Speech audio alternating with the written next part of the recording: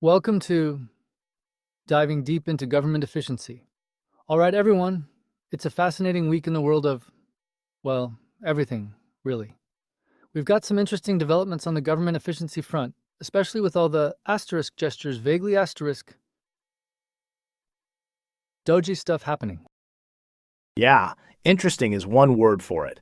I'm still trying to wrap my head around this whole Department of Government Efficiency, or DOGE, thing. It's like they just threw a bunch of buzzwords into a blender. I'm with you there. This whole DOGE acronym is confusing, and they seem to be using it for just about everything now. It's like they had this idea and then just kept layering on more ideas. A caucus, an advisory panel, a subcommittee. Sounds like a recipe for bureaucracy, not efficiency. But that's where you're thinking too small. Think bigger. This isn't just about shuffling papers. It's about fundamentally rethinking how our government operates. The DOGE Act, for instance, Marsha Blackburn's proposal, is about holding the federal government accountable for taxpayer dollars, right? This is the sort of disruption we need. Okay, hold on a sec. Disruption is great when you're talking about, I don't know, the next social media app, but we're talking about people's lives here. Like when Blackburn talks about deporting those who have committed crimes against our citizens, that sounds a whole lot like a crackdown on immigrants and not actual efficiency, doesn't it? Absolutely. And we need to define what we mean by crime. Are we talking about serious felonies or a traffic violation and the Clear Act? It seems like it's all designed to make it easier to deport immigrants, not actually help citizens. Right? And who gets to decide what's dead weight? Because when they start talking about cutting things like the Corporation for Public Broadcasting or Planned Parenthood, that's really where it starts to feel less like efficiency and more like targeted political attacks. And it is not like we are living high on the hog when it comes to these budgets. Exactly. It's easy to point fingers at these specific programs, but when you start to take a closer look, you realize that they often provide vital services to communities that would otherwise fall through the cracks. That is the best and worst part of the current system. Those checks and balances keep the extremes in check for the most part. And the government does still have a lot of power, so they do need to be regulated. But think about the potential. Elon Musk and Vivek Ramaswamy leading this. These are guys who think outside the box. Musk's track record with SpaceX and Tesla is proof of his ability to revolutionize industries. Yes? And you need that outside perspective because the government is so far behind the curve. That is what is killing any potential for efficiency. They just keep doing the same thing and expecting different results. Okay, but you cannot apply the same sort of move fast and break things approach to government. It's just not the same. They're dealing with massive budgets, human lives, and complicated social systems. Not just rockets and electric cars. And let's not forget the fact that this is not an official agency, it is advisory at best. It does seem like they are trying to just do a power grab at the top level, using the guise of efficiency and cost cutting, while ignoring the programs that actually help people. But that's the point.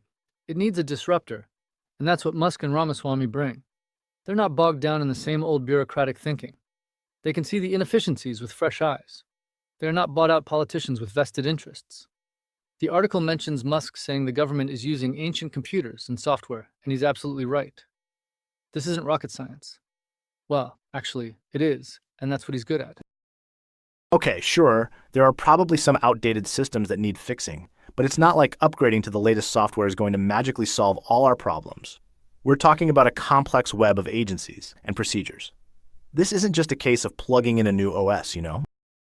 And just because Musk is good at rockets and electric cars, doesn't mean he has any understanding of how the government actually works, or the societal impacts that their decisions will have. He's made some great leaps in business, but now he's playing with other people's lives. They also seem to assume that cost cutting is automatically a good thing with no consideration for effectiveness. And even the experts are saying that focus on effectiveness, not just cost cutting. Right, but effectiveness is exactly what comes with a streamlined process. And the current system is anything but effective. The articles are saying they are looking at areas like the Pentagon's budget. Look at Bernie Sanders. Even he supports Musk's DOGE efforts to target the Pentagon's ridiculous budget. Yeah, that was an unexpected twist. But even Sanders is just saying target the Pentagon. He's not exactly signing on to the entire DOGE package, right? He wants to see those funds go to domestic programs, not just disappear into some black hole. And frankly, I agree with him. But that's precisely why DOGE is important. It's about looking at all the different areas and finding where resources are being wasted. Think of it as a system overhaul, a whole new operating system for the government, like a complete digital transformation. We are still trying to use a floppy disk, and they're trying to update to USB, or even cloud-based. Okay, but government isn't a software program. It's a system that is built to help people, and it needs to be handled with a bit more care and consideration. Not just a move fast and break things attitude that works well for coding startups. And look at what else they want to cut. Public broadcasting, international organizations, and Planned Parenthood. Seems awfully targeted. It is very targeted, and it's not really about efficiency, but rather about implementing their personal policies using DOGE as a guise. It is not a fair way to operate. But it's about aligning spending with what's truly needed. And these are areas where the government is inefficient. Those areas don't provide true value and do not help us move towards a better future. It's a waste of funds. And if they can create the efficiencies there, they can focus the money into more productive areas, like funding innovation and technologies that could help us get to the next stage, like a truly green future. Okay, but even if those areas are not perfectly efficient, they still provide essential services. Public broadcasting helps support local artists and keeps important programs alive. International organizations help with global health initiatives. And Planned Parenthood provides vital health care to women. These are not things we can just cut off without thinking of the consequences. But this is where the visionary part comes in. We're not talking about just keeping the lights on.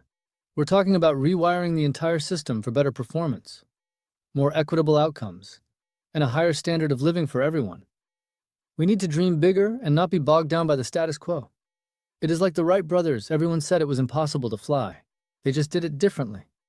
They were able to see past what was currently possible and make it a reality. Dreaming is nice, but I'm more worried about real-world consequences. Cutting funding for public health or arts programs in the name of efficiency is going to directly impact people in a negative way. And we cannot just ignore that. It is the responsibility of the government to protect its citizens. And that's the main problem. They are ignoring their responsibilities as a government. Instead, they are trying to cut anything that does not immediately contribute to the bottom line. That is not how a nation or a society functions. But think of the long-term benefits. If we streamline government, reduce waste, and invest in cutting-edge technology, we can create a better future for everyone. It's all interconnected. A streamlined government means better services and a more vibrant economy, which in turn means a more robust, self-sufficient, and innovative society. We're creating a virtuous cycle here. A virtuous cycle sounds nice, but right now it feels more like a potential downward spiral for average people who rely on these social programs and have little say in what is getting cut. How is an average family going to be better off if the bus system is less efficient because funding was cut? How is someone going to pay for healthcare if Planned Parenthood is defunded? These are not just numbers on a spreadsheet, it is real life. Exactly. And the people who are pushing this through, the Musks and Ramaswamys of the world, don't understand what it's like to struggle for the basics like housing, food, and healthcare. They just see dollar signs. But it's about creating an economy where everyone thrives, not just surviving. And that means getting rid of the red tape and bureaucracy. Right now, everything is designed to be as slow as possible, and it's ridiculous. They said that's the way we've always done it so many times, and that's not an excuse. The current structure is not designed for the modern world. We need a system that's nimble and adaptable. Sure, some bureaucracy is inefficient, but some of it is actually there for a reason, to protect people, to ensure fairness, and to prevent corruption. It's not all bad, and we should not throw the baby out with the bathwater. It's not like anyone in government is purposely being inefficient. Right, and some of the things they are talking about cutting, such as veterans' benefits, are just unacceptable. How can we support the people who risk their lives for this country if we cut them off at the knees after their service? It's immoral. But this is where innovation comes in. We can use technology to streamline processes, reduce waste, and ensure transparency. Think of blockchain, for example. It has the potential to revolutionize how the government operates, making everything more secure and efficient. I mean, the possibilities are endless. We can use AI to make more efficient decisions and improve outcomes. I agree. And the government is not some startup that you can just apply the latest trendy tech to. And the technology they are talking about, like blockchain, is not some magic wand. It has its own sets of problems that are not easy to solve. It sounds like more of a distraction than an actual solution. But you're not looking at it with the right lens. We're talking about a fundamental shift in how we approach governance. A move away from archaic paper-based systems to a digitized, transparent, and efficient platform that benefits everyone. Think of how much time and money we could save if we digitize everything. And it can all be transparent, so there is nothing to hide. Okay, but just because it's digitized doesn't mean it's automatically better. You still need people to actually manage the systems. And it's not like digital systems are invulnerable to corruption or errors. They still need human oversight. And let's not forget, digitizing is going to cost a lot of money to implement. Right, but that's where the power of technology comes in. We can use encryption and AI-powered security systems to protect data and identify potential threats proactively. And yes, these systems do need to be monitored. But the beauty of these systems is that the monitoring can be more efficient too. I mean, we need to have faith in the ability of technology and innovation. Faith is good, but we also need to be realistic about the potential risks. We cannot just blindly embrace technology without considering the unintended consequences. And that is how we get into situations like data leaks or people getting their identities stolen. And who gets to monitor the monitors? The government, which is already what we are trying to fix. This just seems like a never-ending cycle, and I do not see anything that shows that this new system is going to be better. In fact, it sounds like it will just exacerbate existing problems. But that's where the outsider perspective is important. Musk and Ramaswamy aren't part of the traditional political establishment. They can identify problems and propose solutions that might not be obvious to those on the inside. They are not beholden to special interest groups and do not have to worry about being re-elected. They are thinking on a grander, more efficient scale. Okay, but that outsider perspective also means they might not understand the complexities of government. They see a problem and assume they can just apply a business solution. But government isn't a business, it's way more complicated and has to take more things into account. And there is the issue of accountability. Who are they accountable to? Because they do not have to run for election. They are not accountable to the voters or the general public. That makes me wary of their intentions and motivations. But isn't that the beauty of it? They are not constrained by political games or lobbying interests. They are free to act in the best interest of the people and to streamline the system to maximize efficiency and resource allocation. They can cut the fat and make sure all the important organs get what they need to function properly. The current system is a bloated beast, so it needs to be trimmed. Maybe. Or maybe they are just going to implement their personal political agenda under the guise of efficiency. I'm just not sure I trust them to act in the best interest of the people, because I'm not sure we have the same definition of that term. I tend to agree. And the thing that worries me is that they seem to be moving ahead without listening to anyone or taking into account the experts or the people who will be most affected by these changes. It seems reckless and ill thought out. But we need to take risks. We can't stay stuck in the same old way of doing things. We need to be bold and try something different. And maybe this is the change that is needed. It's like they always say, the definition of insanity is doing the same thing over and over and expecting different results. And the current systems have clearly failed us. But risks should always be carefully considered, and they are taking risks with other people's lives and livelihoods. And we need to be sure that the new system is actually better than the old one, and just not something that sounds good on paper. We also need to look into the impacts these changes will have on the average person, not just the bottom line, because we are the ones who will be impacted the most. I agree. And we need to be very cautious when we start talking about sweeping changes to social programs because they are what help a society function. Cutting things blindly will not be a good thing and will probably have catastrophic effects. We need to move incrementally and analyze the impact of the changes before we jump to another conclusion. Yes, and we can build on that by implementing real-time data analysis and feedback to track our progress and make real-time adjustments to keep the overall goal in mind, creating efficiencies. It is about being proactive, not reactive. And the current system is reactive at best. Real-time data analysis is a good idea in theory, but who gets to decide what data is important? And what if that data is biased, or if we are not taking all the variables into account? Exactly. And what metrics are they measuring? What is successes to them? If they are only measuring it from the perspective of cost, then they will fail the public. Because what the public wants and what is good for the public is not always what is the cheapest. But that's why we need transparency. Open source algorithms, publicly available data, citizen input, and real-time feedback loops so that the system is fair and accountable. Think of it like open source software, where everyone can see how it works and contribute to its improvement. It creates an environment of shared accountability, which creates a better outcome. Transparency sounds nice, but is it actually possible with something as complex as the government?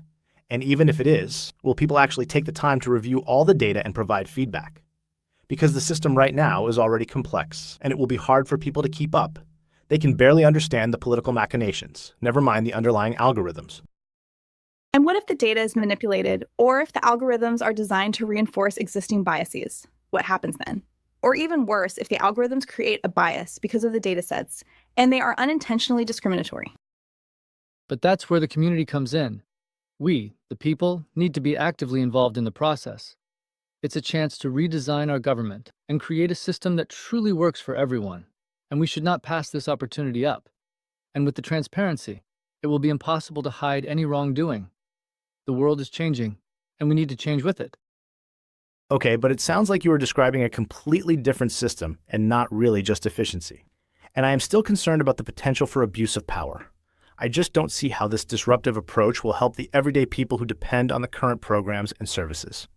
I think more incremental changes would be a better method. I have to agree, it's not so much about a system upgrade as a complete overhaul. And overhauls are never easy and rarely go smoothly. The system we have now is a result of years of trial and error and checks and balances, but they seem to just be willing to throw it all away and start from scratch. And I think that is dangerous. But that's the point. We need to dream bigger. We need to take risks. We need to embrace technology. And we need to rethink everything. It's about creating a future where everyone thrives, where everyone is empowered, and where government truly serves the people. It's all about building a better future and taking the next step in human evolution. To the stars. I hope you're right. I honestly do. But I still have serious concerns that these changes, under the guise of efficiency, will end up hurting the people they're supposed to be helping. I'm with you on that. There's not much here that makes me feel like we are taking any steps forward. And instead, it seems that this will be worse than what we currently have. Well, I guess we will just have to wait and see what happens. But at least this is a start. And maybe, just maybe, this is the change that we need. It is certainly worth exploring all options. And I have faith that we can use technology to make our future better. So with that, we are going to have to wrap it up for today. Thanks for tuning in.